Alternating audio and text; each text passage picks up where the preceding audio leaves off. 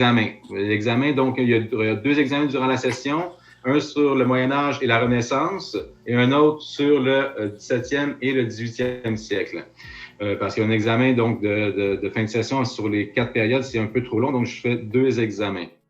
Alors donc, je vais tenter le partage d'écran. Donc, aujourd'hui, c'est un cours sur le contexte socio-historique, mais c'est le premier cours. Là, on verra c'est des choses que vous maîtrisez, que vous connaissez quand même. Donc, c'est pas quelque chose de vraiment difficile. Mais prenez quand même quelques notes. Évidemment, si vous me dites que je vais trop vite, vous me le dites, comme en classe. Là, vous dites, écoutez, M. Melançon, j'ai pas terminé. Essayez quand même là, d'avoir un bon rythme de prise de notes. C'est important.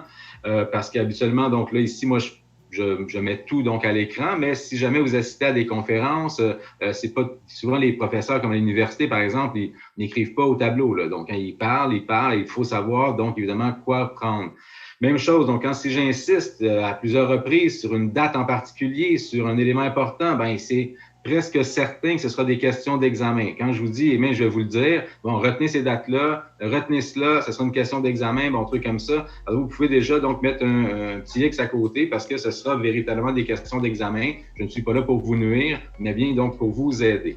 Alors, donc, je vais tenter le fameux partage d'écran. Vous me direz si ça fonctionne bien avec mon PowerPoint.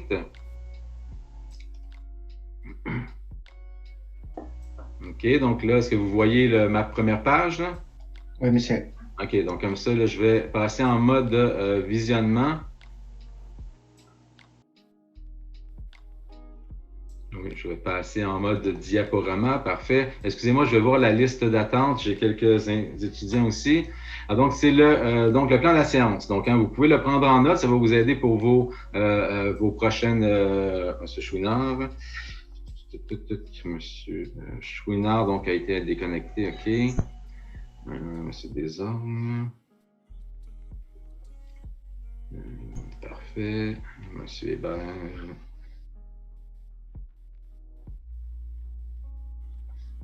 Monsieur Hébert a été déconnecté. Donc, essayez de vous renommer, comme je l'ai mentionné, avec vos noms complets, s'il vous plaît. Donc, nom et prénom, c'est plus facile, mais les autres professeurs vont sûrement vous le dire aussi. Alors, donc, aujourd'hui, c'est ce que l'on va voir. Donc, 3 aspects. Est-ce qu'on va se rendre là? C'est pas un gros cours, là, quand même, je mets ça en place pour certains éléments. Alors, donc, les idées reçues sur le Moyen-Âge. On a tous des idées reçues sur le Moyen-Âge. Évidemment, donc, je vais vous demander donc de me mentionner ce que vous en pensez tantôt. Ensuite de ça, on va voir donc l'origine du terme, donc d'où ça vient cette idée donc du terme Moyen-Âge, qui est en fait une simple périodisation. Donc, c'est une période de temps. Donc, c'est entre 2 grandes époques, si on veut. Donc, les hommes de la Renaissance, on dit, excusez-moi, je vais voir donc, oui, donc essayez d'arriver toujours à l'heure, hein, c'est toujours important. M. Diallo était là, mais ici, donc, excusez-moi. OK. Voilà. Alors donc c'est une simple périodisation. Donc, les hommes de la Renaissance, donc du 15e et du 16e siècle, ont vu cette période-là comme une période un peu sombre. Alors donc, ils ont dit, mais qu'est-ce que c'est que cette période-là? Une période qui est un peu méprisée, dans le fond. On va appeler ça donc le Moyen Âge, c'est-à-dire l'âge moyen entre 2 périodes. Oui, excusez-moi. Donc, bon. Alors, donc, en fait, on verra les bornes temporelles, donc, du Moyen-Âge, donc, de 476 à 1453. On verra donc certains éléments, donc, que vous, comme je dis, que vous connaissez quand même relativement bien durant ce temps-ci. Alors, donc, les idées reçues, donc, théoriquement, c'est en gras. Alors, donc, je vous invite à prendre ça en note. Donc, quand il y aura une question, donc, quelles sont les idées en reçues sur le Moyen-Âge? Ça a quand même relativement bien changé depuis le 19e siècle. Donc, mais avant ça, on a considéré le Moyen-Âge comme étant vraiment une période méprisable, une période où il n'y avait pas de grande civilisation, où Rome avait chuté et par conséquent, ben justement, donc c'était un âge moyen, un âge donc assez de ténèbres, évidemment, donc en tout ça. Alors donc, si je vous demande à vous, qu'est-ce que vous entendez par Moyen Âge? À quoi ça fait référence? À quoi ça vous fait penser? Un film? Donc, peu importe. Donc, n'hésitez pas. Ben, le Moyen-Âge, il me semble, on entend tout le temps parler des chevaliers et tout ça. Là. Oui, effectivement. Donc, c'est la grande époque donc des chevaliers, donc dans des images un peu festives, donc en la vie de cour. En tant que chevalier, pouvez-vous me nommer quelques grands chevaliers ou une œuvre qui fait référence à ces grands chevaliers? Ben, la table ronde. Oui, effectivement. Donc, et le roi de la table ronde, c'était? Arthur. Arthur. Pendragon. Exactement, Arthur. Donc, avec d'autres grands personnages. Donc, Tristan faisait aussi partie donc, de ces personnages. Mais il faut bien comprendre que ce sont des personnages fictifs. Donc, ils n'ont pas véritablement existé, mais ils font partie de cette espèce donc, de grandes épopées, si on veut, donc, qui, disons, mettent en place donc, les éléments du Moyen Âge. On parlera au prochain cours donc, des reliques. Qu'est-ce que c'est donc les reliques?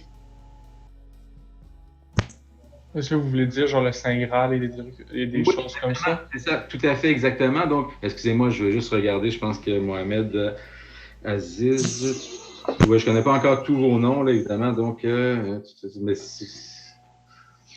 moi, j'accepte Mohamed Aziz. Est-ce que je l'ai vu tout tantôt, Monsieur Aziz? Il me semble que oui. Il me semble que je veux pas admettre des gens donc qui sont pas dans la classe, parce que ça peut un peu donc Aziz. L'examen, donc, il y a 2 examens. C'est un peu, bon. En tout cas, bon. On verra. Je vais peut-être m'écrire un message. Je garde toujours ma tablette. Si jamais, donc, vous voyez que je peux pas vous accepter, ben, je vais garder donc ma tablette avec donc les Mio, par exemple. Donc, vous m'écrivez un Mio, par exemple, ou un truc comme ça. OK, oui, effectivement, donc, des images festives, donc la cour, les chevaliers, donc la table ronde, les reliques, évidemment, monsieur, avec le Saint Graal, par exemple, la couronne du Christ. Donc, tout ça, c'est ce qu'on va voir, évidemment, donc, à l'espèce donc des croisades. On verra ça, donc, aussi au prochain cours. La peste noire aussi, monsieur, non? Effectivement, tout à fait. Donc, on a des images un peu festives, des tournois, la cour, les chevaliers, les troubadours, la fête, mais aussi, effectivement, des images plus sombres. Donc, la peste bubonique, donc, il a fait 25 millions de morts, donc, en 5 années. Donc, c'est quand même assez hallucinant. On a, évidemment, donc, des tortures, donc, l'Inquisition. C'est quoi, non, ça, l'Inquisition? C'est la chasse aux sorcières aussi. Par l'Église.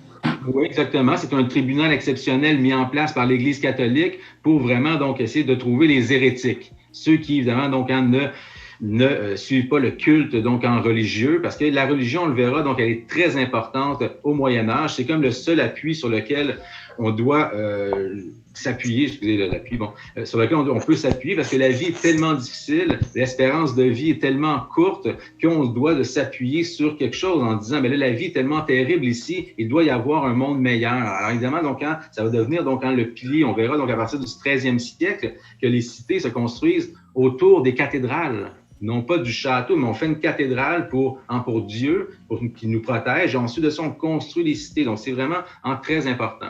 Alors, donc, on parle du Moyen-Âge, bon, évidemment, donc, adjectif médiéval, moyen-âgeux, moyen-âgeuse. Mais vous avez bien vu qu'on peut considérer qu'il y a donc des images contradictoires. Donc, d'un côté, les chevaliers, la table ronde, c'est super beau, les tournois, la cour, l'amour courtois. Donc, dans ces chevaliers qui font des quêtes exceptionnelles pour aller voir, donc, pour courtiser donc leur dame.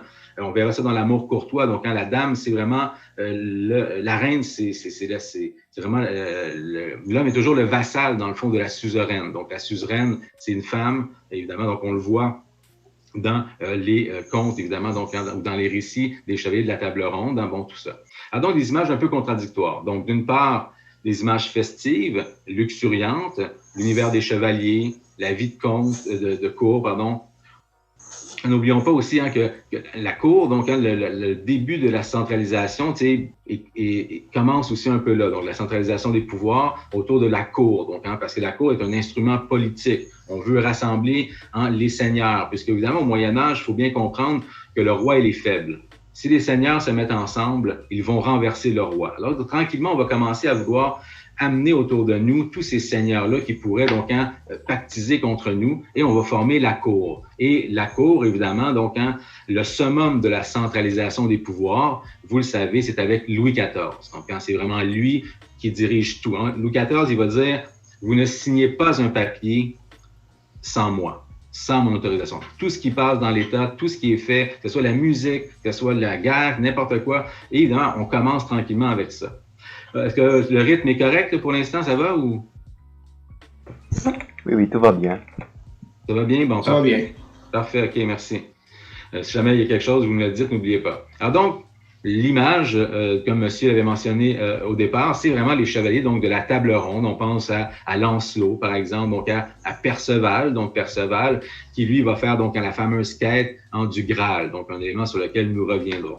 On pense aussi donc au Moyen-Âge, si vous avez la chance d'aller en Normandie, vous allez voir donc le château de Guillaume le Conquérant, un des derniers vestiges, je vous montrerai quelques châteaux du Moyen-Âge tantôt, un des derniers vestiges donc de la société médiévale. Guillaume le Conquérant est important parce que c'est un roi français qui a conquis l'Angleterre, je vais peut-être parler donc au dernier cours, lors de la fameuse bataille d'Hastings en 1080, où il va donc défaire donc les Anglais. D'ailleurs, il y a ce qu'on appelle donc la tapisserie de Bayeux, sur laquelle nous reviendrons au prochain cours, qui raconte un peu donc cette victoire-là. Une magnifique tapisserie qui vient du Moyen-Âge, qu'on a conservée au musée de Bayeux, donc à Bayeux, en France. Et c'est pour ça qu'on l'appelle la fameuse tapisserie donc de Bayeux. C'est bon pour l'instant? Ça roule? Alors donc, quelques images, j'aime bien montrer quelques images comme ça. Vous avez ici donc le roi Arthur, Perceval, vous avez Tristan qui est ici, donc tous ces grands personnages qui, au centre ici, vous voyez, on dirait, en fait, oui, le Graal, qu'est-ce que c'est en fait le Graal? C'est le pouvoir vivre éternellement. Oui. C'est ça qui donne l'autre vie pour pouvoir être immortel. Oui, Ils disent que c'était le verre que Jésus avait bu. Oui, effectivement. Au départ, donc, c'était, ici, vous voyez, c'est pas une coupe. Donc, on voit pas vraiment, je perds ma souris, c'est bizarre. OK, donc au centre, vous voyez, c'est pas nécessairement une coupe, même chez les Allemands au départ, donc, parce que ça a été beaucoup plus tard, dans le fond, là, autour du 13e, où là, on a décidé de faire du Graal une coupe. Mais au départ, même chez les Allemands, si je ne m'abuse, c'est une pierre. Alors donc, le Graal, on ne sait pas exactement c'est quoi au départ, et il y aura donc on va modifier tout ça. Donc, le Graal serait, donc, disons, aujourd'hui, la coupe dans laquelle on aurait pris, donc, on aurait fait avec laquelle on aurait fait la dernière scène lorsque le Christ dit donc buvez, ceci est mon sang, et ça aurait été la même coupe qui aurait donc recueilli le sang du Christ lors de la crucifixion. Donc pour les chrétiens, évidemment, on va voir aussi que ces fameuses croisades, ces désirs donc d'aller chercher donc les objets saints, les reliques, tout ça, c'est une façon contournée de faire la guerre aux Arabes. C'est une façon comme ça. On verra aussi que la chanson de Roland est une œuvre de propagande. Donc ça, on parlera aussi de la société arabe tantôt, qui est vraiment une société très évoluée, très riche, et les Européens veulent aller donc chercher les richesses. Alors donc, les croisades, c'est souvent des missions de pillage. Il faut bien voir. Donc, sous le revers religieux, il y a un désir donc d'argent, un désir donc de domination. Il y a souvent ça, donc on verra au fil du temps. Alors donc, je ne vous demande pas évidemment d'apprendre toutes les parties des châteaux, mais donc quand même assez sympathique. Le donjon, la tour principale, l'église, toujours fondamentale, donc tout ça. Les tours, donc ici vous avez les fossés, donc ou ce qu'on appelle les douves, qui sont remplis d'eau toujours, avec le pont-levis qui descend donc par-dessus, les remparts, les fameuses meurtrières, donc où les archers ou les arbalestiers avaient donc pouvaient tirer donc sur les gens. La haute cour, donc réservée donc à la noblesse, la basse cour où il y avait donc la bouffe, les animaux, tout ça, parce que souvent des châteaux comme ça pouvaient être assiégés pendant des années. Donc ils se devaient donc d'avoir du grain de ramasser, de garder. Donc il y a des sièges qui ont duré donc en plusieurs années.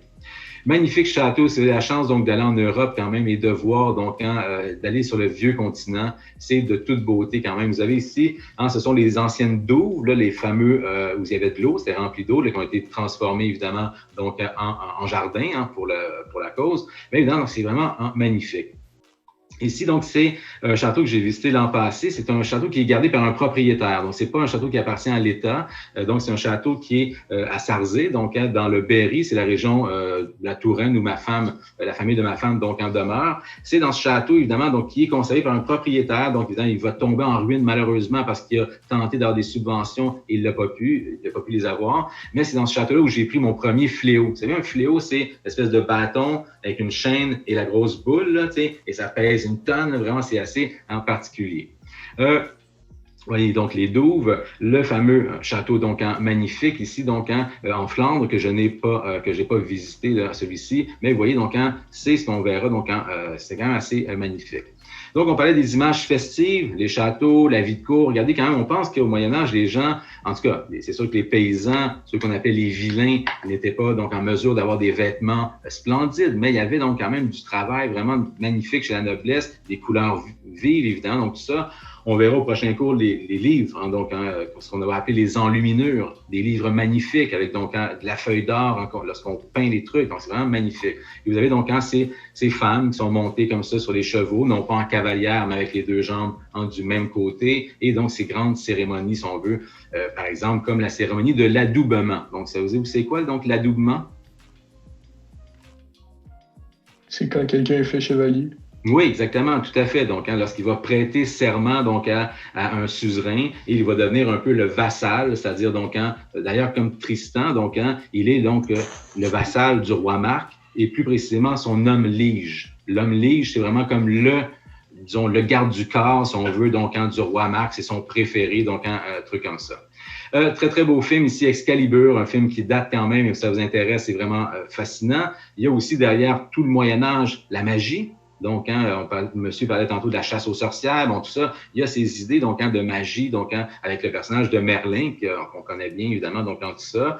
La Dame du Lac, la grande épée, Excalibur. Donc, les épées sont très importantes, vraiment. On en parlera toute la session, si on veut, mais les épées sont nommées, elles ont des noms, elles sont comme l'ami. Lorsque vous êtes dans un combat, c'est votre seul ami dans le fond. Donc, ils sont presque personnifiés. On le verra donc dans la chanson de Roland. On travaillera sur les procédés d'écriture, la personnification, donc tout ça. L'épée de Roland, donc, elle s'appelle Durandal et c'est sa meilleure amie. Donc, vraiment, c'est quelque chose donc d'assez particulier. Ici, c'est Excalibur, la fameuse épée donc du roi Arthur.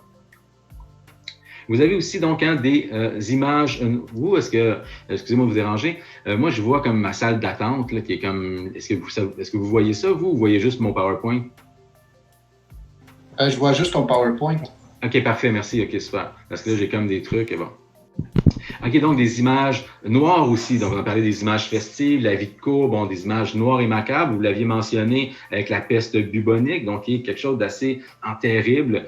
Donc, 25 millions donc de morts en 5 ans. Donc, c'est quand même assez terrible. Alors, donc, on parle de la peste, de la pauvreté, de la famine, des épidémies, de l'esclavage, de la barbarie, de la torture, de l'Inquisition. Donc, il y a vraiment deux facettes particulières donc du Moyen-Âge. Une partie donc vraiment qu'on aimerait, je sais pas, qu'on aurait aimé, à une époque dans laquelle on aurait aimé vivre, mais aussi donc une partie où, évidemment, donc quand c'est plus terrible, évidemment, donc quand l'esclavage était dans les peuples, arrive comme ça, donc il prend vos femmes, vos enfants, ils vont les vendre, ils vont donc les tuer, c'est quand même assez particulier. Oh, excusez-moi.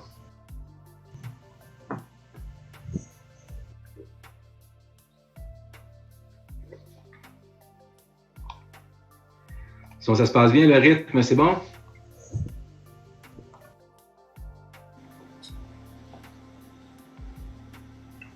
Monsieur Marcabi, Monsieur Cassac et Zad, j'aimerais voir votre caméra, s'il vous plaît, allumée. Merci. OK, donc, voilà, donc, je vous propose ici une allégorie. Donc, vous savez, c'est quoi une allégorie? Serais-tu comme une personnification dans une peinture de quelque chose? Oui, c'est très près d'une personnification, c'est une figure de rhétorique, on verra évidemment. Donc, mais donc, on considère qu'on prend un élément donc abstrait, comme ici, donc la peste, si on veut, on va donc lui donner un élément concret. Ici, le chevalier ailé. D'autres allégories, vous la connaissez très bien, l'allégorie de la mort. Si je vous dis, c'est quoi l'allégorie de la mort? La faucheuse. Oui, c'est ça, la faucheuse, exactement. Donc, on prend un élément. La faucheuse. Pardon? C'est ça. Donc, on prend un élément abstrait, donc quelque chose d'abstrait comme la mort, par exemple, quoique ça peut être très concret, on s'entend, ou donc la peste. Et là, on va lui fixer donc un élément donc concret pour bien comprendre. Ici, on voit que donc la peste donc atteint tout le monde, tant les pauvres des paysans que les nobles à l'intérieur. Donc, c'est un homme qui tire donc ses flèches à tout vent, donc parce que justement, on ne peut pas savoir si on ne l'aura pas, donc qu'ils soient riches ou pauvres. Donc, les famines, donc, ont duré assez longtemps. Vous voyez donc les gens qui font voler, qui vont tuer des chiens pour manger, bon, tout ça. Les fameuses exécutions capitales où on tranchait donc la tête sur le bûcher, donc un truc comme ça. Évidemment, donc, l'Inquisition et les fameuses tortures. Nous reviendrons un peu là-dessus plus tard, dans le prochain cours, sur cette espèce donc de torture terrible où on faisait avouer, évidemment, donc, aux suppliciés qu'il avait pactisé avec le diable. Mais évidemment, après de telles tortures, évidemment, donc, tout le monde avouait. Et de toute façon, même si on avouait, on se faisait quand même tuer pour libérer l'âme. Alors donc, ici, je vous montrais des tortures plus terribles que celle-ci. Donc voilà pour les idées reçues. Donc on avait tous cette idée-là dans le fond du Moyen Âge, mais depuis le 19e siècle, depuis que des grands historiens, donc des médiévistes se sont penchés là-dessus, on verra que donc, tu sais, on parle souvent, on a l'idée donc des hommes du Moyen Âge qui sont sales, donc qui mangent mal, mais non, il y avait quand même au contraire, même les hommes du Moyen Âge étaient plus propres que les hommes de la Renaissance.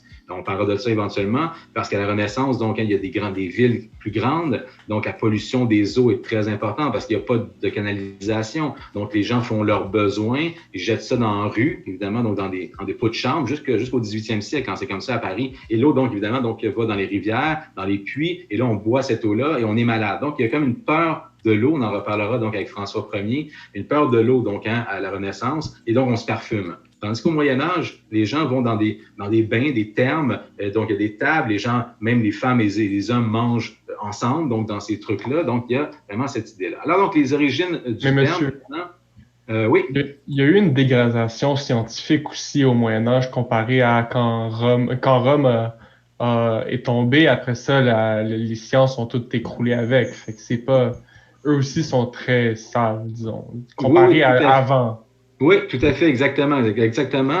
Puisqu'évidemment, donc, à la chute de Rome, il y a un morcellement de l'Europe, qui soit donc en politique, linguistique, qui soit même au niveau de la culture aussi, donc quand toute la grande culture, donc va être récupérée beaucoup aussi, donc par les Arabes, quand même, parce que donc il y a quand même cette idée-là. Mais effectivement, donc les hommes du Moyen Âge sont sales, mais il en demeure pas moins que ça change beaucoup donc avec les nouvelles vues que l'on a sur le Moyen Âge. Il ne faut pas garder ça toujours en tête. Mais il y a aussi, effectivement, vous avez tout à fait raison, après la chute de Rome, c'est pour ça que les gens de la Renaissance vont dire qu'ils vont appeler ça le Moyen Âge. On va y arriver tantôt, c'est là qu'on est. Dans le Moyen Âge n'est qu'une période.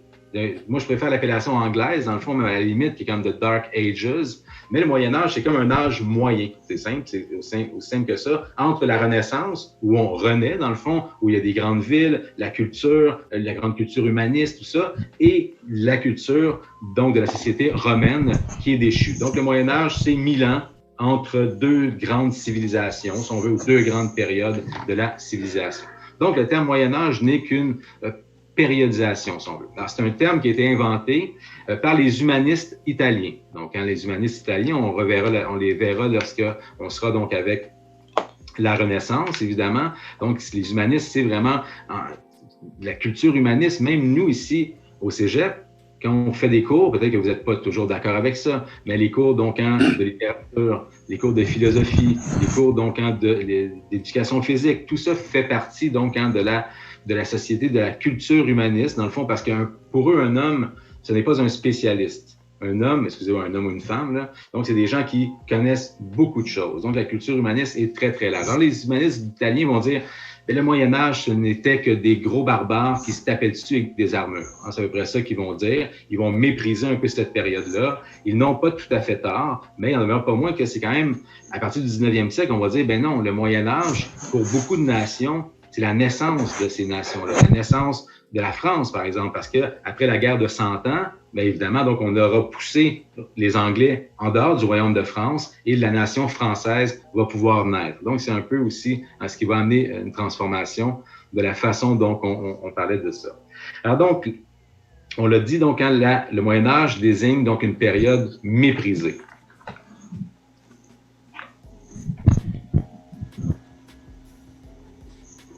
Effectivement, donc à cause de sa dureté, quand même, comme je disais, l'espérance de vie est très limitée. Et si vous n'avez pas d'armure, vous êtes voué peut-être à mourir. C'est pour ça qu'évidemment, donc, on cherchait la protection en des seigneurs. Donc, il y avait cette idée-là. On verra donc l'espèce donc de triangle de la société médiévale où donc tout le monde est un peu le vassal de quelqu'un. Tout le monde doit servir quelqu'un et le roi, lui, il a une fonction, c'est-à-dire il doit protéger ses habitants, il doit protéger ses paysans pour qu'ils fournissent donc de la nourriture, pour qu'ils fournissent donc toutes sortes de choses qui vont permettre à la société donc de vivre.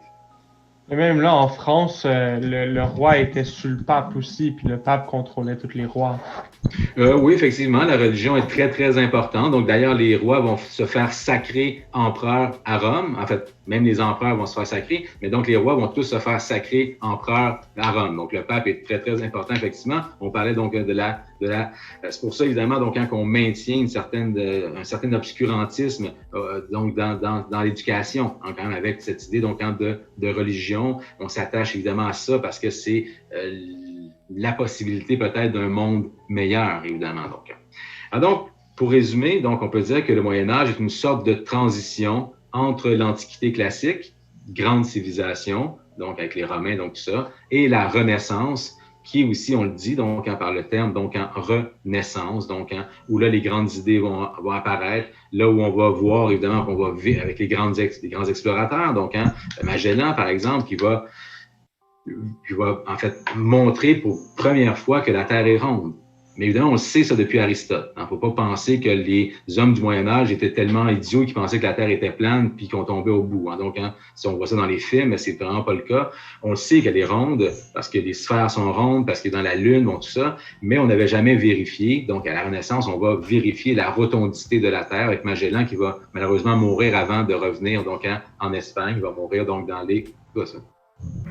aux Philippines. Alors donc, ça va. Alors qu'on parle aussi d'une période gothique. Donc, le Moyen-Âge, on la nomme aussi comme ça. Donc, d'ailleurs, l'architecture du Moyen-Âge, c'est une architecture gothique. Donc, si on pense à Notre-Dame de Paris, par exemple, si on pense à la Sainte-Chapelle, si on pense donc à d'autres grandes cathédrales comme ça, donc qui sont encore présentes évidemment donc en France ou partout en Europe. Donc, c'est une période donc on dit gothique parce qu'évidemment donc c'est une période barbare. Donc, il y avait les Ostrogoths, les Visigoths, donc qui sont des barbares, qui sont désordonnés, qu'on oppose aux Latins, qui étaient civilisés. C'est pour ça qu'on parle donc de période gothique. Évidemment, donc je ne sais pas si vous connaissez, à mon époque, il y avait beaucoup de magasins qui vendaient des trucs du Moyen-Âge. Aujourd'hui, il y en a quand même beaucoup moins, mais sur la rue Saint-Hubert, ici à Montréal, il y a un très, très beau magasin qui s'appelle Dracolite. Non, ça vous dit rien? Oui, je connais ça. OK, c'est vraiment sympathique. Si ça vous intéresse, il y a des objets de toutes sortes. Il y a des épées, il y a vraiment pour ceux qui font des trucs de grandeur nature, là, c'est des armures fait main en cuir avec des trucs de métal. C'est vraiment très, très beau et c'est assez sympathique parce que c'est comme un musée donc d'une autre époque. Lorsqu'on entre là, c'est vraiment très, très beau. Et si vous voulez faire un beau cadeau à quelqu'un, il y a des loupes, des sabliers, toutes sortes de trucs assez sympathiques évidemment, donc dans ce truc-là. Donc, comme je le disais, donc, les hommes de la Renaissance méprisent le Moyen-Âge, considèrent que c'est une période inintéressante, il ne s'est rien passé. Mais à partir du 19e siècle, donc avec des grands spécialistes, notamment comme Joseph Bédier, qui était un grand médiéviste, celui qui a fait la version, si on veut, donc, de Tristan et Iseult, celle que vous allez lire, c'est sa version à lui, d'une certaine façon. Alors donc, on peut dire qu'à partir du 19e siècle, l'idée de cette idée-là, donc d'un Moyen-Âge méprisable, va changer. Pourquoi? Parce que, comme je le disais tantôt, c'est l'époque de la naissance de la nation française pour les Français. Alors donc, on voit le Moyen-Âge comme la période de la naissance de la nation française, comme j'ai mentionné, pour une raison d'une part, c'est-à-dire qu'on va prendre possession du territoire en chassant les Anglais. Et qui est donc cette personne exceptionnelle, une des seules femmes que l'on voit en armure, c'est la chance d'aller au Panthéon à Paris où vous pouvez voir donc une énorme sculpture de... Pardon? Jeanne d'Arc. Oui, effectivement, donc qui va mourir sur le bûcher, mais qui aura réussi évidemment donc à être canonisé, si on veut, donc en Sainte Jeanne d'Arc, et évidemment donc à repousser les Anglais. À l'époque, on disait bouter les Anglais, donc bouter les Anglais hors du royaume de France. Alors donc, à cause de cela, on dit là, les Français prennent possession du territoire, et à partir aussi du Moyen-Âge, on en a parlé un peu au dernier cours, il y aura la naissance de l'ancien français, qui est un mélange donc de latin, de langue visigoth, un truc comme ça. Donc, il y a une espèce donc de mélange. Et là, on va vraiment donc faire naître ce qu'on va appeler l'ancien français. Je vous ferai lire donc... Désolé, monsieur. Oui. Est-ce qu'il y avait une partie B à écrire? Pardon, j'ai pas compris. Est-ce qu'il y a une partie B à écrire? Est-ce que vous pouvez retourner à diapo d'avant, s'il vous plaît? Ouais, ok, pas de problème, ça ne me dérange pas. OK, ici.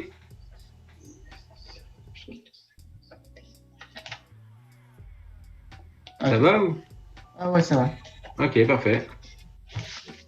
Alors donc, on revenait donc ici, pourquoi? Bon, Jeanne d'Arc, qui fait partie donc des 3 saintes patronnes de la France. C'est quelqu'un de très important, un peu comme Sainte Marie.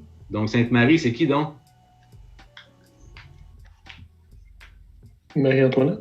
Non, Marie, la mère du Christ. Donc, Marie, okay. Sainte Marie. C'est pour ça qu'on appelle nos églises Notre-Dame. Donc, pour les chrétiens, Notre-Dame, à nous, c'est Marie, donc la mère du Christ. Et on verra que, justement, le culte marial, on en parlera donc au prochain cours, cette idée de faire de Marie une femme exceptionnelle, parce qu'avant cela, des femmes dans la religion, il n'y en a pas beaucoup. On s'entend, vous avez les apôtres, vous avez le Christ, le machin.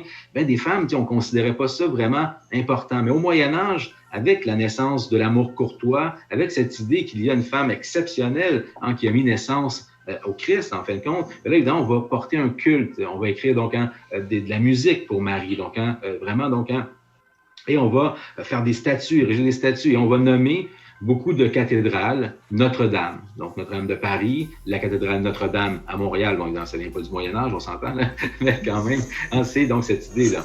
Et donc, vous avez la troisième qui était Sainte-Thérèse, donc, de l'enfant Jésus. Alors donc, Jeanne d'Arc, figure du nationalisme français, c'est à cause d'elle, entre autres, qu'on va changer un peu notre perception sur ce qu'était le Moyen-Âge. Et aujourd'hui, avec les recherches, les nouveaux, les médiévistes qui s'intéressent beaucoup à ça et qui se disent donc juste, excusez-moi, juste regarder la salle d'attente, il y a peut-être des gens qui ont été...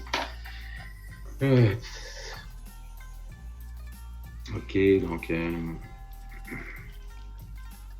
Aziz Assine...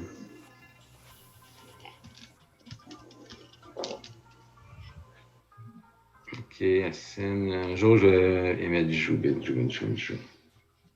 OK. OK, voilà. Alors donc, voilà pour ceci. Donc, c'est à cause, si je demande une question, mettons, pour quelle raison, évidemment, donc, au 19e siècle, on change un peu notre vision du Moyen-Âge, ben, Jeanne d'Arc, nationalisme français, elle met fin à la guerre, donc, de 100 ans. Jusqu'à présent, ça va? Oui, c'est bon? Ouais, est-ce que vous pouvez retourner? Oui, monsieur. J'ai pas fini.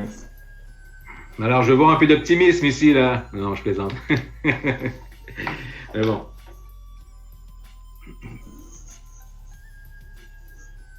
Mais monsieur, quand vous dites que la France et le Moyen-Âge avaient de la misère, c'est aussi parce que la religion voulait pas que le monde apprenne que qu'est-ce qu'ils disent était faux.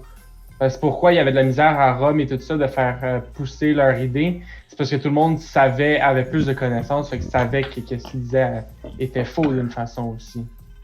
Oui, mais Rome est devenue chrétienne aussi, puis même aussi donc les rois, eux, ils croient à ça aussi. Tu sais, je veux dire, nous, si on avait été à l'époque du Moyen Âge, c'est sûr qu'on aurait été comme ça. Tu sais, il y a ce qu'on appelle donc des épistémés, dans le fond, là, des périodes donc où inévitablement, pour nous, c'est facile de juger, dans le fond, avec nos yeux d'aujourd'hui, de dire, ben là, c'est pas vrai, c'est ici. Mais si on avait été éduqués à cette époque-là, nés dans cette époque-là, on aurait pensé comme les gens de cette époque-là. Peut-être qu'il y aurait eu des gens entre vous qui auraient été des génies, qui auraient contesté l'Église, machin, mais en même temps, c'était tellement dangereux de le faire. Ça va prendre quand même jusqu'au 15e siècle, là, avec Copernic, machin. Mais avant ça, les hommes croient en ça, les rois croient en ça, évidemment, donc ils croient en Dieu, sont très pieux, donc tout ça. Alors, évidemment, donc c'est presque inévitable. Mais je comprends ce que vous voulez dire, là. Mais il n'y en a pas moins que c'était inévitable. Même nous, on aurait pensé, évidemment, comme eux, dans le fond. Mais c'est ça, la Renaissance, c'est quand justement le monde ils ont commencé à parler contre la religion. Avant ça, personne ne l'avait fait. Oui, contre la religion, mais pas tant que ça non plus. Surtout qu'on a découvert les sciences, la navigation. On a mis en doute des choses, un nouveau monde. Avant ça, tu avais l'Europe, l'Afrique, l'Asie. c'était le monde. Là, on a découvert un nouveau monde, alors, évidemment. Donc, quand tout ça vont mettre en cause des éléments qui étaient dans la Bible et qui, là, on va dire, OK, bon, mais on ne critique pas toujours, on peut critiquer, mais Galilée a été obligé donc de réfuter sa thèse, donc que la Terre tournait, donc évidemment, alors parce qu'il aurait passé sous l'Inquisition, évidemment, donc bon. Alors donc, date importante, il faut savoir c'est quoi aussi, donc 476, chute de Rome qui tombe aux mains des barbares, alors donc c'est la chute de l'Empire romain d'Orient, parce qu'évidemment, le Rome va transposé, donc il y aura 2 sièges, si on veut, donc en Rome et Constantinople. Parce que donc Constantinople va évidemment jusqu'en 1453 être le chef-lieu, si on veut, donc de cet immense empire qui est l'Empire romain. On disait qu'à l'époque, tout le monde connu était romain. Alors, bon, c'est quand même assez... d'ailleurs, une très, très belle série pour ceux que ça intéresse. Bon, c'est une série HBO, là. C'est un peu des fois... excusez l'expression, mais sexualité et violence, là. Mais c'est magnifique. C'est vraiment, donc, ça s'appelle Rome. Donc, ils ont fait deux saisons. Je vous dis, c'est vraiment très, très bien. On voit César, Marc-Antoine, Cléopâtre, on voit donc en Pompée, on voit comment César arrive donc à monter ses armées. Donc, ça, c'est pour ceux que ça intéresse, c'est vraiment très, très bien fait. Ils n'ont pas fait la 3e saison parce que ça coûtait trop cher. Les décors sont magnifiques. Donc, quand c'est des trucs reconstruits, grandeur nature, les couleurs de la ville. Donc, c'est vraiment très, très beau. Certains d'entre vous l'ont-ils déjà vu? Oui. OK. C'est bien, non? Oui, c'est très bien. C'est bon, hein? C'est vraiment super intéressant, je trouvais. Alors donc, Occident, donc, ça vient du latin occidere, qui veut dire là où le soleil tombe. Peut-être que vous allez voir ça même dans des œuvres du Moyen-Âge. Je vais t'oxyre. Donc, quelqu'un dit je vais te tuer, je vais te faire tomber. Donc, occidere, qui veut dire, donc, c'est pour ça qu'on appelle ça l'Occident. Ça vient du latin, là où le soleil, donc, tombe. Donc, Rome passe aux mains des barbares, les Germains, les Gaulois. Ah, ça vous intéresse aussi, vous pouvez lire La guerre des Gaules. Bon, c'est sûr que c'est l'œuvre de Jules César, là. C'est pas, mais pour bien connaître un peu les peuples, tout ça, il dit toujours, et c'est encore vrai, je le sais, parce que mon beau-père est français, là, et ma femme aussi, puis il dit, les Français, ils n'arrêtent pas de parler, des trucs comme ça. Il dit, les Germains, les Allemands, ils sont rudes, ils sont durs, ils font la guerre. Il y a des choses qui se sont perpétrées, dans le fond, jusqu'à aujourd'hui. Mais c'est quand même assez sympathique. On voit la construction donc des ponts où il y avait donc les légions qui passaient sur des ponts et qui tenaient, dans le fond, aujourd'hui, nos ponts, on sait très bien qu'ils font 50 ans. Vous allez en Europe, vous avez des ponts qui sont encore là depuis presque le Moyen-Âge. Donc, Et donc, ça va de 476 à 1453, chute de l'Empire romain d'Orient, donc du latin Orient, ce qui veut dire donc se lever, là où le soleil se lève, donc l'Orient. Alors, donc, c'est des dates à retenir. Facile, c'est pour se situer dans le temps. Il y aura pas, ce n'est pas un cours d'histoire. Il n'y aura pas évidemment donc des tonnes de dates, mais quand même il y aura évidemment donc quelques dates importantes.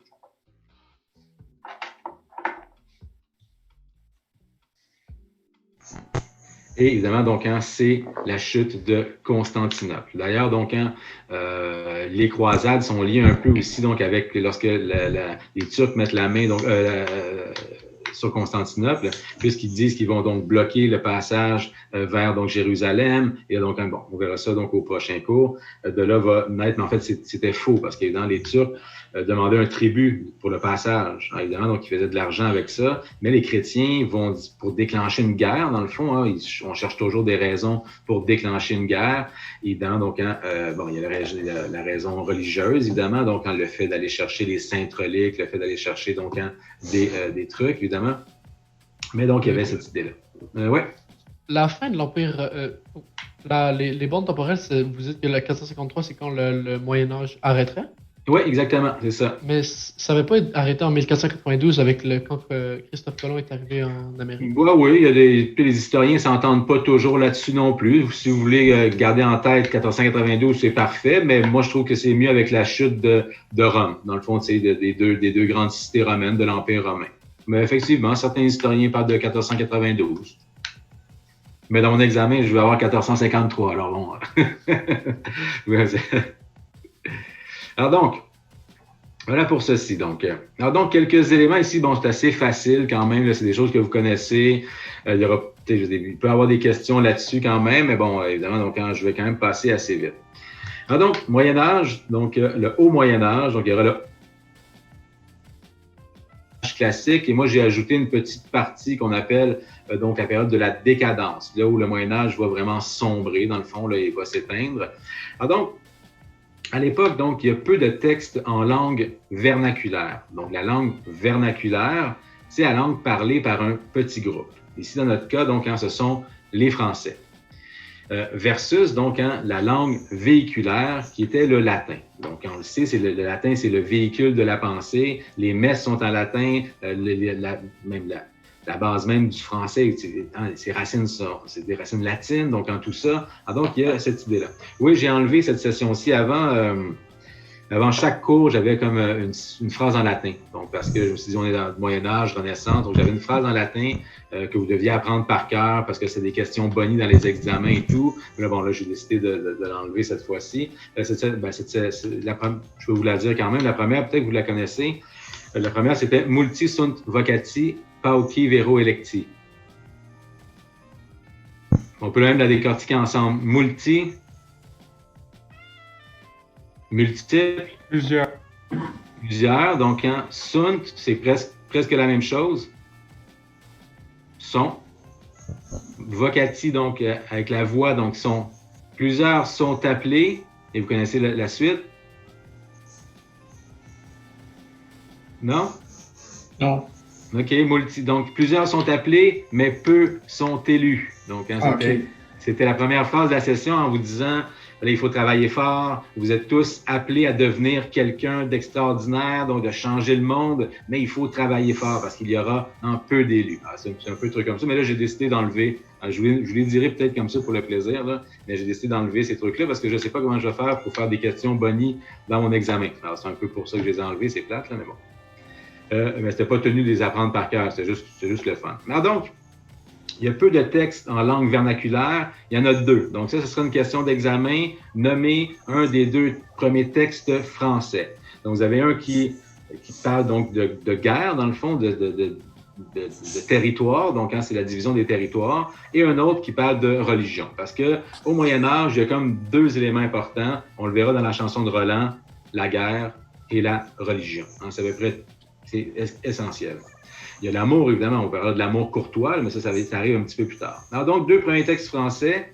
Le premier, ce sont donc les serments de Strasbourg. Donc, ce sont des écrits politiques qui racontent lorsque l'empereur Charlemagne va mourir, donc il va séparer ses territoires entre donc ses descendants. Et donc, dans votre recueil de textes, on a un extrait de cela. Donc, alors, pour ceux qui vous le verrez quand vous allez le lire. Et donc, vous allez s'écrire en moyen français. En ancien français, c'est pas tout à fait évident. Alors, donc, les écrits de Strasbourg en 842 et donc le Cantilène de Sainte-Eulalie. Donc, c'est les 2 premiers textes français que l'on a. Je vous en parle parce qu'évidemment, on fait un peu l'histoire donc du français, des textes français, de la littérature française. Donc, c'est ceci. Le Cantilène, donc, qui vient de l'italien cantare, donc chanter. Il ne faut pas oublier qu'au Moyen-Âge, donc la plupart des ouvrages sont récités oralement. Il y a peu d'écrits, il y a peu de gens qui savent lire, évidemment, à part quelques membres de la noblesse, le clergé, évidemment, le clergé qui, donc ceux qu'on va appeler le clergé, c'est les hommes d'église, en latin, on les appelle les oratores, les orateurs, ce sont les hommes d'église. On verra ça au prochain cours, les 3 stades de la société médiévale, si on veut. Donc, peu de gens, alors tout est chanté, un peu comme à l'époque donc d'Homère, donc l'Iliade, l'Odyssée, l'Énéide de Virgile, toutes ces grandes épopées sont transmises évidemment donc oralement, avec de la musique. C'est pour ça que la musique est très importante aussi donc au Moyen Âge, parce que justement la musique permet, c'est comme nous, vous savez, quand on écoute de la musique, il y a un refrain. Le refrain, ça nous permet de prendre notre rythme, de savoir qu'est-ce qui s'en vient après, c'est quoi les autres paroles. Donc, il y a beaucoup donc de musique et tout est vraiment chanté dans les fêtes, les troubadours, par justement ce qu'on appelle les troubadours ou les trouvères. Donc, qui sont là et qui chantent les grandes chansons qui permettent évidemment donc à Monsieur Fadel, vous nous avez quittés? Non, je suis là. Merci. Alors donc, Monsieur Aziz.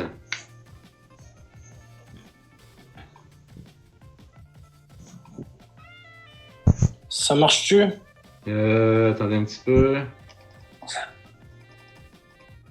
Ouais, c'est bien. OK. Ben, il me semble bien que... Oh, je suis pas sûr. Oui, parce que j'ai le petit écran à côté, c'est difficile à bien voir, là. Oui, je pense que tout le monde est là. Alors donc, voilà pour les deux trucs. Donc, ce sera une question d'examen. Donc, à nommer un des deux premiers textes français. Donc, à date, vous avez déjà plusieurs questions d'examen qui seront là. Évidemment, je ne sais pas s'ils vont être formulés de cette façon-ci ou ce sera dans un... On verra comment ça va se passer. Comme je le disais, donc cette session-ci, c'est une session donc d'adaptation puisqu'on ne sait pas trop. Alors, quelques éléments sur la population et les mœurs donc de cette société médiévale. La plupart des villes sont des anciennes villes romaines, donc des villes évidemment qui existaient à l'époque romaine, construites la plupart du temps sur le bord évidemment donc des cours d'eau. En France, nous on sait très bien. La famille de ma copine demeure donc en Touraine. Une très, très belle région. Il y a une rivière qu'on appelle la Creuse et mon beau-père lui-même, ses frères, trouvaient des artefacts romains. J'en ai même vu un, évidemment, donc qui a été transféré, une espèce de sculpture romaine, une femme donc assez ronde qui montre évidemment la maternité, qui montre évidemment donc tout ça, et qui a été transféré à un musée, donc tout près là-bas au musée d'Argentomagus. Eux, donc, ils trouvaient des pièces romaines quand ils étaient jeunes. Donc, c'est vraiment assez fascinant que de marcher donc dans l'histoire. Donc, quand si vous avez la chance d'aller en Europe ou dans les vieux pays, et là, de prendre son temps et de réfléchir, de presque entendre donc les légions de César marcher. Donc, c'est ça le voyage aussi, c'est vraiment de se replonger donc dans l'histoire. Alors, une population donc qui est très petite, donc environ 70 millions. Alors, donc, c'est pas beaucoup quand même, comparativement donc à aujourd'hui. Alors, évidemment, donc, quand je me dis, c'est des choses que vous connaissez, là, vous n'êtes pas obligé de tout prendre en note, évidemment. Là. C'est pour ça que je dis le premier cours, c'est un cours assez simple, là, on s'entend. Alors, des villages isolés, quand même, il y a peu de moyens de communication. Donc, on vit à proximité du château. Donc, ça, c'est essentiel. On verra qu'un peu plus tard, comme je l'ai mentionné en début de cours, ensuite de ça, on va construire une cathédrale et autour de cela, on va construire les remparts, le château. Là, pour l'instant, on vit à proximité d'un château et souvent, ce château-là, ce n'est qu'une tour. C'est pas comme les beaux châteaux que je vous ai montrés au début, là. Souvent, ce n'est qu'une tour carrée parce que s'il y a des invasions barbares, que ce soit donc des Slaves, des Arabes, donc des Vikings, donc peu importe, donc parce que l'Europe est attaquée de partout, évidemment, à cette époque-là, ben on fait une tour, on met du grain, on met de la bouffe, et on espère que les gens qui font le siège vont quitter avant qu'on meure de faim, parce que c'est à peu près ça. Souvent, il y a des châteaux qui sont imprenables. Donc, on attend des années que les gens meurent de faim. C'est la seule façon donc de prendre donc les châteaux. Donc, souvent, comme je disais, donc c'est une simple tour carrée. Je me souviens quand je faisais mes études universitaires, donc j'avais travaillé un peu sur les possédés, donc la possession religieuse, bon, tout ça. Et on est allé à Loudun, donc à une ville au centre de la France, où il y avait donc une fameuse tour carrée, comme ça, dont je me souviens, il faisait froid. C'est mon premier voyage en France en 97. Vous étiez pas né, je sais, mais bon. Donc, premier voyage en France, il faisait froid, c'était l'automne et c'était vraiment donc magique donc de voir cette espèce de tour là, carrée. Là, tu te rappelles un peu donc tous les gens, qu'est-ce qu'ils ont pu vivre à cette époque-là, une période assez difficile. Donc, comme je disais, donc les villes sont d'anciennes villes romaines, par exemple. Monsieur, j'ai pas terminé d'écrire. Oui, parfait, oui. Donc, comme je le disais, d'anciennes villes romaines, parce que donc c'est normal, donc quand les sièges sont là, des endroits stratégiques sont déjà choisis, souvent au haut d'une montagne, près d'un cours d'eau, parce qu'évidemment, donc quand tout se déplace par l'eau, il y a moins de brigands, c'est moins dangereux, il n'y a pas de route, il y a peu de route, puis sur la route, bien évidemment, donc c'est l'époque, c'est la bourse ou la vie, là. Il faut se défendre ou sinon tu te fais tuer, puis bon, c'est tout, il n'y a pas d'autre solution. Et c'est pour ça que les chevaliers, je me souviens dans le roman donc de Chrétien de Troyes, qui s'appelle donc Perceval ou la quête du Graal. Lorsque Perceval fait partie d'une famille noble, mais comme son père a été tué, son frère a été tué, sa mère a décidé donc de l'éloigner. Elle ne veut pas perdre son dernier fils et lui, il connaît pas les chevaliers, il sait pas que ça existe, machin, ils vivent en retrait dans la forêt. Et un jour, il tombe sur une bande de chevaliers et il dit « Mais vous êtes des dieux, parce que ces hommes-là, vêtus d'armure, ils sont invincibles. » Et quand tu vois donc tout ce qui est autour, donc c'est vraiment, alors donc ils sont perçus comme vraiment des hommes exceptionnels. Donc, dans une ville romaine, à cause de tout ça. D'ailleurs, donc, la ville d'Argenton-sur-Creuse, qui est tout près donc du village natal de mon beau-père, s'appelait dans le temps Argentomagus. Et là, ils ont fait un musée avec tous les trucs, et c'est vraiment fascinant, c'est assez intéressant. Donc, plus d'échanges commerciaux. Vous voyez, donc, justement, ça, c'était le théâtre donc d'Argentomagus. tout près d'Argenton-sur-Creuse. Ce sont évidemment les vestiges du théâtre. Il ne reste plus rien, évidemment. On parlera du théâtre, là, éventuellement, qu'on verra au XVIIe siècle. Monsieur? Oui. Est-ce que vous pouvez retourner dans le diapo d'avant, s'il te plaît? Oui. Oui, donc vous pouvez aussi faire quelques abréviations quand même. Mais oui, donc. Ah, donc, oui, c'est ça. Donc, c'est magnifique. Vous allez donc dans ces lieux-là. Vous dites peut-être que la pièce Oedipe Roi a été jouée ici, donc à l'époque romaine. Alors, vous imaginez un peu, donc, en tout ça. C'est la beauté, évidemment, des voyages, hein, de revenir un peu, donc, dans le passé. Donc, c'est une photo que j'avais prise l'an dernier. On a bien fait d'aller en voyage l'an dernier. C'est le premier voyage de mon fils en Europe à 10 ans. On avait dit, on va attendre qu'il y ait 10 ans quand même pour y aller. Là, voyez-vous, je ne sais pas quand on va pouvoir donc voyager à nouveau. Alors, évidemment, donc, on était très chanceux, très contents, évidemment, donc d'y aller. Alors, donc, le territoire. Donc, on l'a dit tout à l'heure. Donc, c'est pour ça, évidemment, que, comme le jeune homme mentionnait, donc, l'Europe, évidemment, donc, la civilisation n'est pas très évoluée puisque l'Europe est morcelée. Donc, il y a une fragmentation politique, linguistique, culturelle. Donc, il n'y a plus vraiment donc ce centre vraiment important qui était Rome. Donc, ça, Rome a tombé, les barbares. Et là, vous avez donc plein de... C'est la guerre. Donc, c'est constamment la guerre pour le territoire.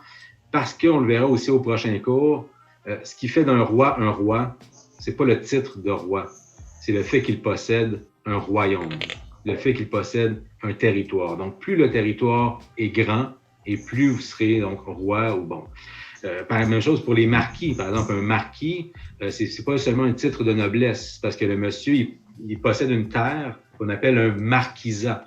Donc, le baron, c'est la même chose. Il possède une terre qu'on appelle donc la baronnerie. Donc, c'est pour ça qu'ils sont titrés. C'est à cause de leur terre et non pas l'inverse. Donc, la quête de la terre par les guerres, par le territoire, donc c'est vraiment essentiel à ces époques-là.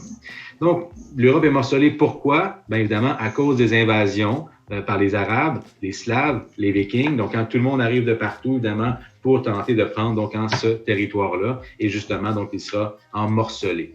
En même temps, c'est ce qui va faire naître toutes les nations d'Europe, toutes les langues, tous les dialectes qui vont naître, tous ces gens qui se combattent, l'Allemagne, l'Autriche, vont naître à partir donc de ces guerres-là, évidemment, donc pour le territoire. C'est comme ça que va naître la plupart donc des nations à travers ces guerres territoriales qui sont constantes. C'est pour ça que les chevaliers, ils passent leur temps à se battre, à faire des joutes, à combattre, parce qu'évidemment, il faut qu'ils soient en forme, il faut qu'ils soient évidemment donc toujours prêts, toujours aux aguets. Alors, donc, nous, on va travailler un peu plus tard. Donc, si on peut juste aborder ça un peu. Donc, ce sera l'Empire de Charlemagne. Donc, surtout avec donc la chanson de Roland. Plus tard, donc, évidemment, avec Tristan, c'est autre chose. Mais donc, c'est l'Empire de Charlemagne.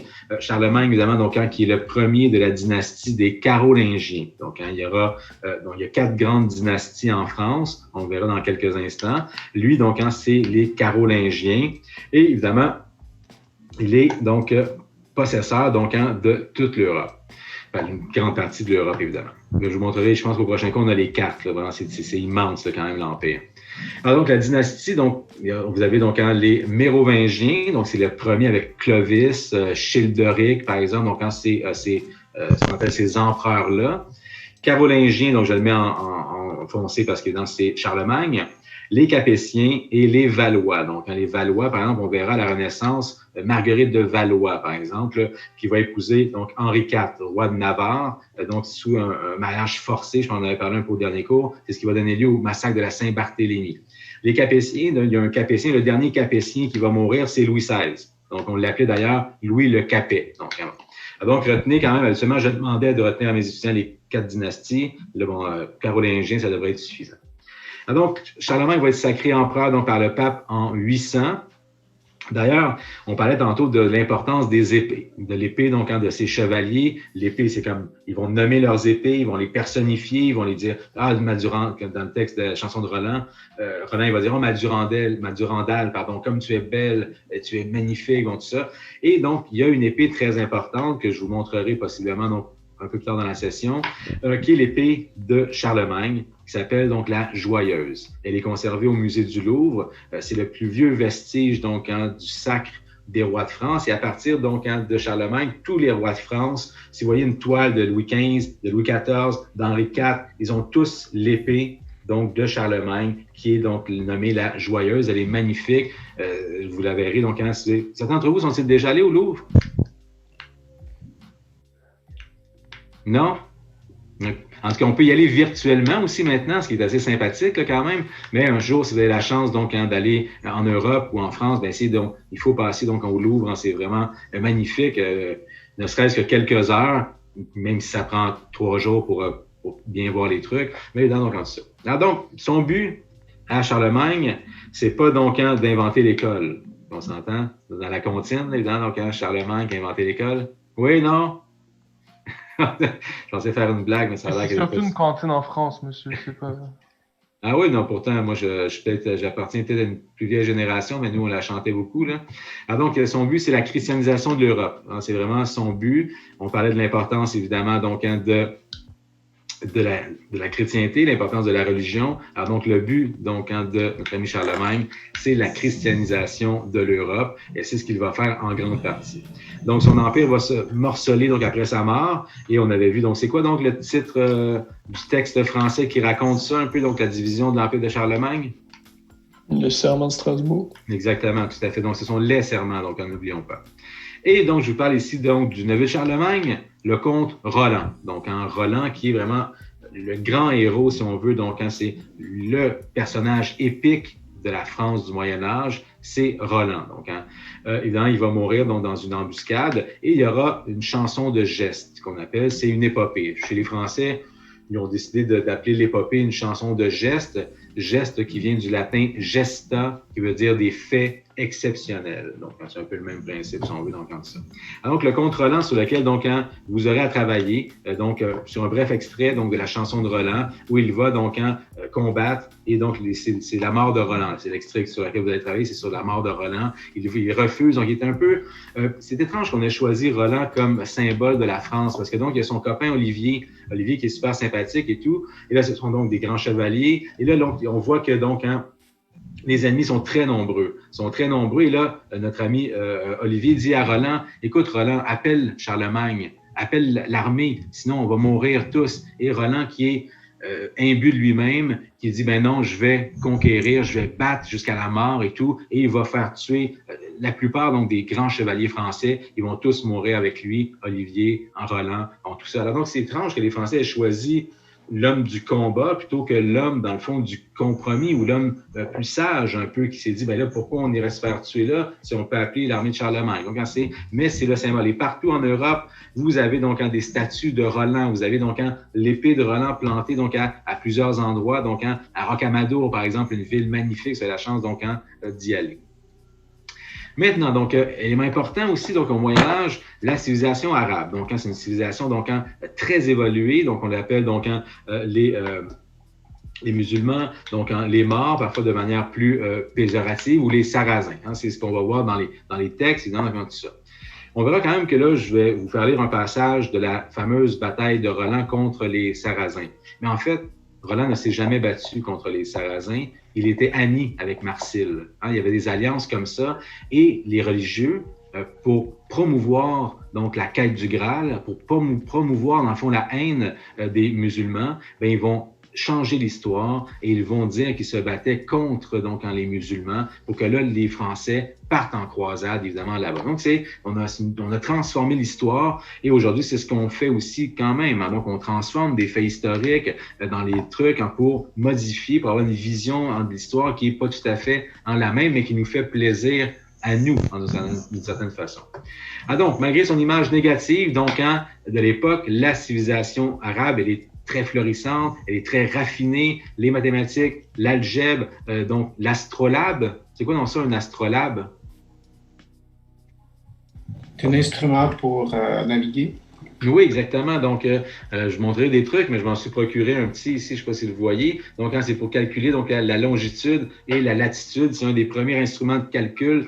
C'est la base donc, de la boussole. C'est vraiment donc, un instrument très important. Donc, on voit combien, tandis que les Européens se battent, font des guerres territoriales, tout ça, eux, les Arabes, ont évolué. Donc, avec ces richesses, avec donc le savoir, les langues, les mathématiques, tout ça. Donc, c'est assez en particulier. Alors, évidemment, donc, on verra aussi justement que les croisades, ça a un but religieux, mais dans le fond, le but premier, c'est l'art des esclaves, hein, donc en tout ça. On verra que les croisades, ce sont des expéditions de pillage, hein, davantage. Même Constantinople va être complètement saccagée, pourtant, elle est chrétienne. Alors, donc, vous voyez, donc, hein, c'est un peu particulier hein, comme truc. Alors, société très instruite, évidemment, donc, hein, vraiment, donc, hein, bien au-delà donc hein, de l'instruction, évidemment, donc hein, des hommes du Moyen Âge, puisque, comme le jeune homme le disait tantôt, après la chute de Rome, toute la culture romaine, tout le savoir romain a été, disons, dilapidé hein, un peu partout. Alors, donc, la science, donc, hein, qui est accessible dans leur grande bibliothèque. Il y a des grandes écoles de traduction, donc, qui sont établies en Espagne. D'ailleurs, il y a beaucoup d'œuvres, donc, hein, de l'époque romaine qui ont été traduites, évidemment, donc, hein, en arabe. Et à partir de ça, à la Renaissance, on va reprendre ces œuvres-là et on va les retraduire parce qu'ils ont été perdus, bon, tout ça. Alors, donc, c'est vraiment, donc, hein, des gens d'une grande culture et, évidemment, donc, hein, très, très important pour le développement, donc, des sciences.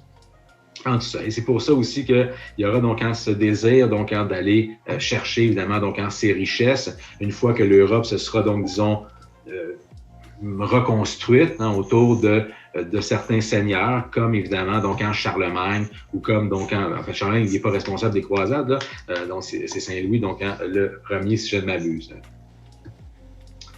Donc c'est bon pour ceci?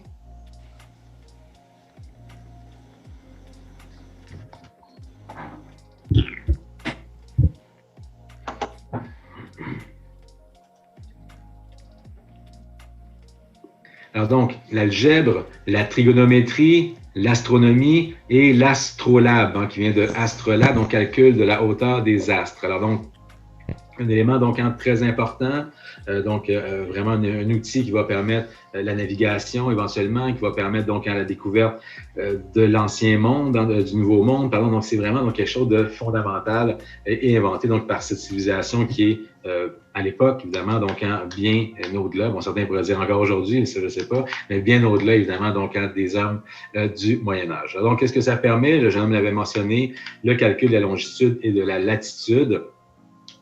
Le mien, semble-t-il, fonctionne. J'ai pas tout à fait réussi à avoir les trucs, mais il faut prendre une étoile en particulier, l'étoile polaire, je pense, et donc en ligne avec, donc il y a des chiffres, les dates, la date de la journée, bon, du mois, tout ça, et calculer l'angle, donc qui sépare donc l'horizon de l'étoile. À partir de ce moment-là, donc on peut donc vraiment se diriger donc davantage.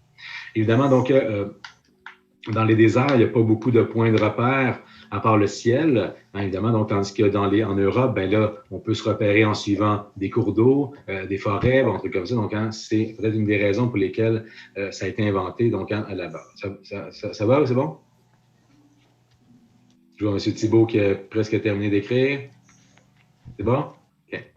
Alors donc, vous voyez comme c'est un instrument magnifique, c'est pour ça que je m'en suis procuré un. J'aurais aimé ça d'en avoir un énorme comme ça pour mettre dans mon bureau, mais donc c'est un peu trop dispendieux pour moi. Alors, j'en ai acheté un petit, mais c'est vraiment donc un instrument que l'on rêve d'avoir dans son bureau, dans des trucs comme ça, évidemment. Donc, ce sont des instruments magnifiques. Alors, donc, c'est ici donc cette idée, je passe ma souris, donc du calcul entre l'horizon, évidemment, donc, et je pense, ça peut être peut-être n'importe quelle étoile, peut-être, je ne sais pas si ça dépend, là, faudrait que je revoie. Alors donc, le voyage classique maintenant, donc qui va de... ça va-tu le rythme? Est-ce qu'on commence à être fatigué un peu ou c'est correct, quoi? Ça va, c'est correct. Oui? OK, parfait. Oui, je sais, je dis c'est une session qui ne sera pas une session nécessairement à rabais, là, tu sais, quand même, là, bon, donc il y a quand même de la matière, il faut passer. Je vais essayer de faire à 1h15 à peu près, donc, le cours. Alors, donc, le voyage classique, donc, qui va de 1100 à 1300, c'est l'époque des cathédrales. C'est l'époque, évidemment, donc, de Notre-Dame de Paris, dans le fond, si on veut, donc, en tout ça. Donc, on cultive, bon, vous n'êtes pas obligé d'écrire, on cultive les terres, là, je l'avais enlevé, là, marqué juste période florissante, multiplication des marchés et des foires, donc ça c'est vrai quand même, c'est bien. Des marchés, évidemment, donc des marchés publics de nourriture, d'échanges avec donc des marchés avec des animaux vivants, là, comme il y a encore un peu en France. Et aussi donc des foires où il y a les vêtements, des foires où il y a des troubadours qui chantent des histoires, donc qui racontent des trucs. Et il y aura aussi donc le développement des écoles urbaines. Donc, on voit donc plus de culture. Je pense que c'est la période où on découvre la jachère, donc truc comme ça. Les charrues, donc qui tirent avec des bœufs, tout ça. Donc, école urbaine. Donc, foire, école urbaine. Ça va? Non, vous pouvez attendre, s'il vous plaît. Oui, mais n'écrivez pas donc libération. C'est ça. Alors oui, donc c'est une période où justement on va commencer à construire donc les grandes cathédrales, évidemment, donc les grandes œuvres. Quelle architecture on a dit tantôt? Les Gothique. Gothique, exactement. Donc l'architecture gothique. Il y aura du néo-gothique plus tard, tout ça, mais là pour l'instant c'est donc l'architecture gothique. Donc il y a le gothique flamboyant, comme la Sainte-Chapelle. Vous allez voir, c'est magnifique. Il y a le gothique plus primitif, là, si on veut. Donc, quelques maisons bourgeoises quand même, pour bien situer. Donc, vous voyez donc ce type. Pourquoi on appelle ça des maisons bourgeoises? Ça vient de où le terme bourgeois? Parce que c'est dans un bourg?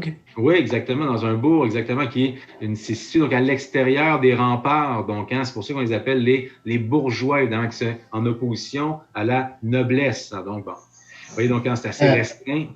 Est-ce que vous pouvez aller au diapo avant? Non, je resterai avec vous pour après le cours, OK, si vous manque quelques notes. OK. Parfait. Alors, donc, vous voyez, c'est vraiment assez restreint. Imaginez, on est là, il y a un lit double, on n'est pas deux là-dedans, on est 6 là, et tout, ou 8. Il n'y a pas de cheminée, donc imaginez la fumée qu'il y a là-dedans. Donc, ça doit être assez hallucinant comme truc. Ouais. OK, maintenant, donc, à partir donc, du 13e siècle, 12e, 13e siècle, construction donc autour donc des cathédrales. Je vais juste regarder ma liste d'attente, mais là, bon... Oui, je ne sais pas si parfois, est-ce que vous êtes déconnecté parfois ou à date, ça va relativement bien? Medjou, Farouk, je ne sais pas. Bon. À partir donc, du 13e siècle, construction donc autour des cathédrales. Les cathédrales qui sont cernées de remparts pour protéger quoi? Évidemment, donc, les reliquaires, donc en or massif. Vous savez, c'est quoi un reliquaire? Oui. C'est un objet une espèce de coffre, dans le fond, dans lequel on met une relique. Et souvent, les reliquaires sont ornés magnifiquement, ils sont en or massif, en tout ça. Et donc, on va garder donc ces trésors-là à l'intérieur des cathédrales qui sont aussi donc très richement ornées, évidemment, donc en tout ça. Vous avez la chance d'aller donc au musée donc de Cluny, qui est le musée national du Moyen Âge, dans le 5e arrondissement à Paris. Vous pourrez voir donc des reliquaires magnifiques, évidemment, où on mettait donc souvent, il y a eu beaucoup de fausses reliques. On en parlera au prochain cours, là, mais des fausses reliques, c'est-à-dire donc des cheveux qui n'appartenaient pas à un saint nécessairement, ou des dents qui n'appartenaient pas à pied. Et là, on va faire donc parce que le contact ou la possession d'une relique, c'est quelque chose d'exceptionnel. Même Roland, dans le pommeau de son épée, Roland, il a plein de reliques parce qu'il se sent accompagné de Dieu avec tout ça. Alors donc, laissez faire ça, c'est beau, amélioration des techniques de culture, donc ça va, on passe par-dessus. Important par contre, donc les femmes, donc grâce au culte de Marie, donc ce qu'on appelle le culte marial, sont plus respectées. Alors donc, ça pourrait être un élément important lorsque vous allez faire votre introduction sur Tristan et Iseult. Si ma question porte sur la guerre, évidemment, le culte marial n'aura pas vraiment lieu d'être. Vous n'aurez pas besoin de le mentionner. Mais si jamais la question porte sur l'amour courtois, et là que vous cherchez un élément du contexte socio-historique, donc qu'est-ce qui s'est passé au Moyen Âge pour que naisse l'amour courtois? Oh, le culte de Marie. On va vouer donc un culte à Marie. On va écrire des chansons, on va faire des statues, parce qu'on, pour la première fois, on considère cette femme-là donc exceptionnelle. Et lorsqu'on considère cette femme-là exceptionnelle, bien, ça nous amène à considérer aussi les autres femmes exceptionnelles. Alors donc, il y a tout un transfert, si on veut, de Marie vers les autres femmes qu'on va donc apprécier davantage, parce que, tu sais, il faut bien comprendre que... Et là, c'est pas nécessairement...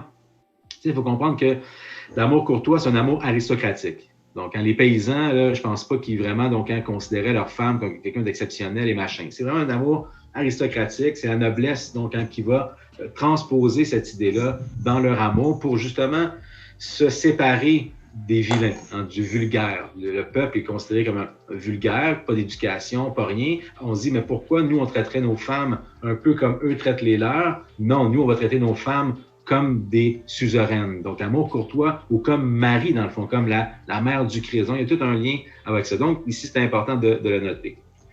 Donc, je vous laisse dans... Ouais, il reste encore un petit 5 minutes, c'est bon. Donc, le Moyen-Âge, c'est aussi le début de la centralisation du pouvoir. Ça, je n'ai parlé un peu en début de cours. Évidemment, donc, pourquoi? Parce que la cour, justement, donc, c'est un instrument donc politique. C'est pas un instrument de plaisir. On va pas à la cour du roi. Ben oui, ceux qui sont invités, c'est évident pour qu'ils soient dans le plaisir. Mais le roi, lui, quand il choisit donc ses courtisans, donc ceux qui sont autour de lui, les courtisans, bien évidemment, donc il choisit des seigneurs qui risquent de comploter contre lui et les amène. Alors donc, au début du Moyen Âge, les seigneurs sont forts parce qu'ils peuvent se mettre ensemble et le roi est faible. Donc, depuis toujours, les rois de France vont tenter d'augmenter la cour, de grossir la cour, le nombre de courtisans autour d'eux pour qu'ils soient évidemment donc moins enclins à se faire donc attaquer. Donc, il y a toujours cette idée-là. Donc, début, les seigneurs sont forts, le roi est faible, et à la fin du Moyen Âge, on verra qu'il y aura quand même, donc le roi va être plus fort et les seigneurs plus faible parce qu'il aura amené autour de lui tous ces seigneurs-là et il va leur permettre donc de vivre à la cour, d'avoir des femmes, d'avoir donc de l'argent, d'avoir donc des châteaux, donc tout ça, il va acheter un peu d'une certaine façon donc ces gens-là. Donc, bon ça va. Donc, le début, donc c'est avec Saint-Louis, donc qu'on appelle donc Louis IX, et l'apogée, je l'ai mentionné, donc l'apogée de la centralisation du pouvoir, c'est avec donc Louis XIV, donc qui, comme je le disais tantôt, Louis XIV va dire, vous ne signez pas un passeport, vous ne signez rien si je ne suis pas là. Alors, vous voyez donc cette idée donc de décider de tout. OK, donc quelques éléments, on va terminer un peu là-dessus, quand même, juste pour montrer un peu l'architecture gothique. Qu'est-ce qui est assez caractéristique, ce sont les voûtes en arête ici et les arcs-boutants. On retrouve ça donc dans toutes les cathédrales gothiques. Je vous montre évidemment donc ici la basilique donc Saint-Denis, qui était donc la nécropole des rois de France. Donc c'est vraiment donc une nécropole, donc tous les rois de France sont enterrés donc dans cette nécropole, dans cette église-là, dans la basilique donc Saint-Denis. Malheureusement, à la Révolution française, en 1789, les gens donc détestaient la royauté, détestaient donc toute l'histoire de la royauté. Alors, ils vont piller, donc ils vont tout prendre les ossements qui sont dans la Sainte-Chapelle et les jeter dans les fosses communes, ce qui est quand même assez terrible, on s'entend, ça a été sauvé, certains. Mais bon, c'était les révolutionnaires, on parlera de la Révolution, vous allez voir, surtout vous en parlerez en 102, c'est une période assez terrible. Vous avez ensuite, donc, on a conservé par contre des gisants, parce qu'on ne peut pas les soulever. Donc, les gisants, ce sont donc des statues des rois morts et de la reine. Ici, on a donc Pépin, donc Berthe, la femme donc de Pépin, Pépin le Bref, qui était, si je ne m'abuse, donc c'était le père donc de Charlemagne, donc Pépin le Bref. Le Bref parce qu'il était petit, on l'appelle comme ça. Le Bref, il était petit. Donc, Notre-Dame de Paris, donc chef-d'œuvre de l'architecture gothique. Donc, si j'ai à vous demander, mettons, dans une question d'examen, quel est donc le chef-d'œuvre de l'architecture gothique en France, Notre-Dame de Paris. Quand même pour ceux qui sont allés, donc malheureusement certains pas dans votre classe, mais donc c'est la chance donc d'aller, c'est magnifique. Évidemment, donc c'est une photo que j'ai prise donc l'an passé, avec évidemment l'incendie, donc suite à l'incendie de Notre-Dame de Paris. Donc moi je suis monté, on l'a vu plusieurs fois, on est monté en haut, donc on contemple la ville de Paris, on a l'impression d'être donc en Quasimodo, donc sur le toit de Notre-Dame de Paris, c'est vraiment magnifique. OK, donc je vais regarder ça, donc ce sont donc des gargouilles, et vous avez aussi donc, pardon? Ouais.